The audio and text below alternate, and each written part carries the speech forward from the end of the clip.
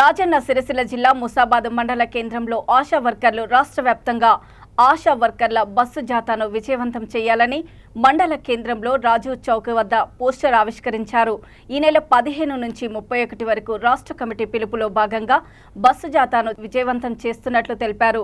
ఈ సందర్భంగా వారు మాట్లాడుతూ రాష్ట్ర ప్రభుత్వం ఆశా వర్కర్లపై నిర్లక్ష్యం చేస్తూ గత ప్రభుత్వంలో ఆశా వర్కర్లను చిన్నచూపు చూసిందని, కాంగ్రెస్ ప్రభుత్వం అధికారంలోకి వస్తే మెరుగైన సౌకర్యాలు కల్పిస్తామని చెప్పి ఆశల సమస్యలు పరిష్కరించడం లేదని మండిపడ్డారు.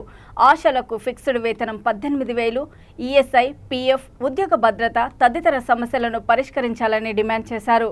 ఈ కార్యక్రమంలో మండల ఆశా వర్కర్లు తదితరులు పాల్గొన్నారు.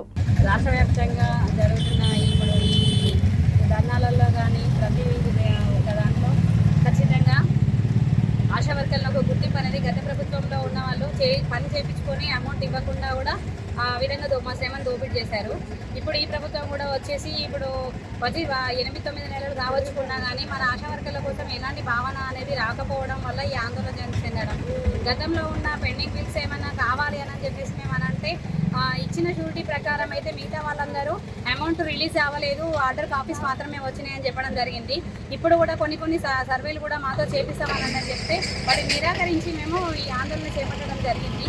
ఇదే విధంగా ఇప్పుడు అసెంబ్లీ సమావేశాలు జరుగుతున్న శీతాకాల సమావేశాల సందర్భంగా ఆశా వర్కర్ల కోసం ఏదైనా ప్రభుత్వము ఖచ్చితంగా మా కోసము అందిపుచ్చే విధంగా ఏదో ఒకటి మాకు ఖచ్చితంగా చేయాలన్న ఉద్దేశము.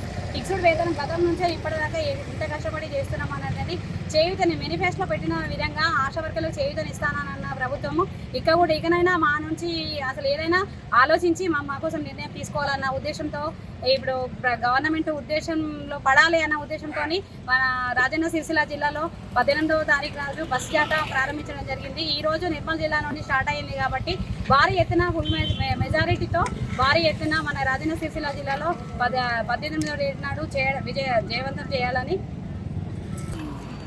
15 నుంచి 31 సమ్మెలో భాగంగా మేము చేసే పనులేంది, మాకు ఇచ్చే జీతం ఎంత, మాకు చెప్పే పనులేంది, ఇది రాష్ట్ర ఏ ప్రభుత్వం వచ్చినా కూడా మమ్మల్ని గుర్తిస్తలేదు. మేము ఫస్ట్ తెలంగాణ టీఆర్ఎస్ ప్రభుత్వం ఉన్నప్పుడు మేము చేస్తామమ్మా, హామీలు ఇస్తాము, మేము మా సమ్మె కాడికి వచ్చి మేము చేస్తామమ్మా, మేము గెలిచినాక అని మాకు హామీలు ఇచ్చారు. మరి ఇంకా హామీలు ఇచ్చిన తర్వాత కూడా ఈ సంవత్సరం గడిచినా కూడా ఇంతవరకు కూడా ఆశా వర్కర్కు గుర్తింపు అన్నది లేదు. మేము ఎన్ని పనులు చేసినా కూడా ఏం చేసినా కూడా మాకు ఫిక్స్డ్ వేతనం కావాలని మేము చేస్తున్నాం, సమ్మె చేస్తాము, పెద్ద ఎత్తున చేస్తామని కోరుతున్నాం.